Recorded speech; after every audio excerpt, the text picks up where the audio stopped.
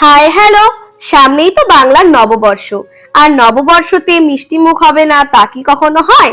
তাই সেই কথা মাথায় রেখে আজকে মাত্র 3টে উপকরণ দিয়ে কিভাবে বাড়িতে দারুণ স্বাদের মিষ্টি তৈরি করে নিতে পারবেন সেই রেসিপি আপনাদের সাথে শেয়ার করে নেব। আজকে আমরা এই মিষ্টিটা কিন্তু ছোলার ডাল দিয়ে তৈরি করব। তাই আমি এখানে 250 গ্রাম ছোলার ডালকে ভালো করে ধুয়ে বেশ ঘন্টাখানেক ভিজিয়ে রেখেছিলাম। তারপর প্রেসার কুকারে সেটাকে দিয়ে সামান্য জল দিয়ে এটাকে একদম সুসেদ্ধ করে নেব।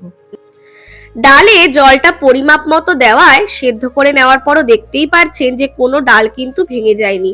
সবকটা ডাল একদম সেদ্ধও হয়ে গেছে, আবার খুব সুন্দর গোটাও রয়েছে। এবার ডালটাকে অল্প অল্প করে নিয়ে আমি শিলপাটায় ভালো করে মিহি করে বেটে নেব। তোমরা চাইলে কিন্তু এটা মিক্সিতেও পেস্ট করে নিতে পারো। ডালটা যেহেতু সেদ্ধই আছে তার জন্য কিন্তু এই ডালটা বেটে নিতে কোনোই অসুবিধে হবে না। এদিকে ডালটা বাটা হতে থাক, ওদিকে কড়াইতে আমরা কিছুটা গরম জল বসিয়ে ওতে কিন্তু আমরা 50 গ্রাম আমুল দুধ গুলিয়ে নেব।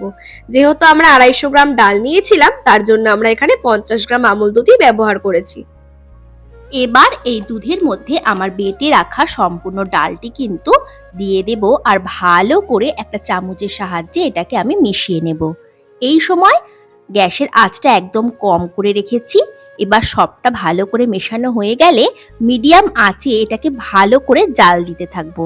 তারপর এখানে আমি 250 গ্রাম ডালের জন্য 250 গ্রাম চিনি ব্যবহার করেছি। এবার চিনিটা এর মধ্যে দিয়ে ভালো করে মিশিয়ে নেব। চিনিটা দেওয়ার পরই দেখতে পাবেন এর থেকে জল বেরিয়ে আসবে।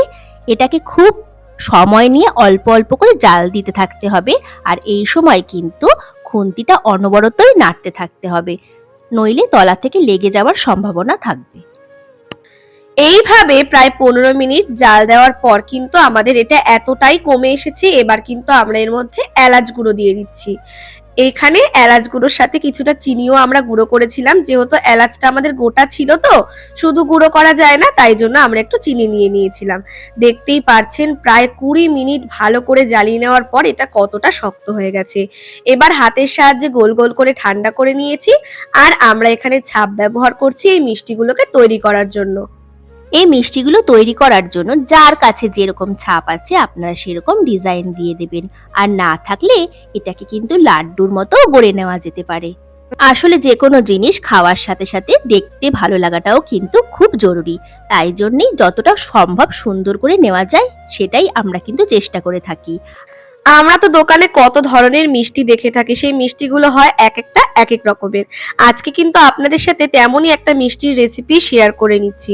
দেখতেই পারছেন যে মিষ্টিগুলো দেখতে কতটা সুন্দর হয়েছে। আপনাদের কাছে ছাপ না থাকলে চিন্তা করার কোনো বিষয় নেই, আপনারা কিন্তু হাতের মাধ্যমেও এটা গড়ে নিতে পারেন। বা যদি আপনারা ছাপ কিনতেও চান, এই যে ছাপটা দেখতে পাচ্ছেন এটার দাম নিয়েছিল মাত্র 10 টাকা। আর এভাবেই গড়ে নিলেই কিন্তু আজকে নববর্ষ স্পেশাল মিষ্টি আমাদের একদম তৈরি। তাহলে দেখেছেন তো আজ কত সহজেই আপনাদেরকে আরো একটা নতুন রেসিপি শেয়ার করে দিলাম। ভালো লাগলে চ্যানেলটা সাবস্ক্রাইব করে দেবেন।